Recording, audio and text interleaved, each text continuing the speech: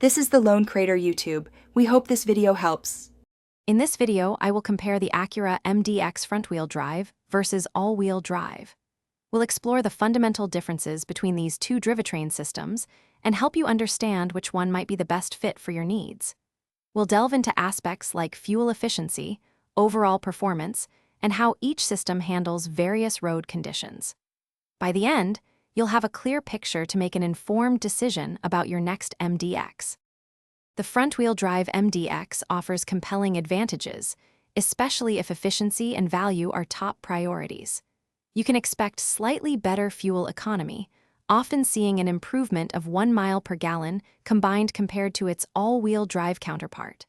Furthermore, the initial cost is typically lower, often by around $2,000, making it a more budget-friendly option. Its simpler mechanical design can also translate to reduced maintenance costs over time. For those prioritizing maximum traction and dynamic performance, the all-wheel drive MDX truly shines. This system provides exceptional grip and stability, particularly beneficial in rain, snow, or on uneven roads. Acura's advanced super handling all-wheel drive, or SHOD, actively distributes power not just front to back, but also side to side, enhancing cornering and overall handling. This sophisticated system adds about 150 pounds to the vehicle's weight. Deciding between FWD and AWD for your Acura MDX ultimately comes down to your personal driving habits and priorities.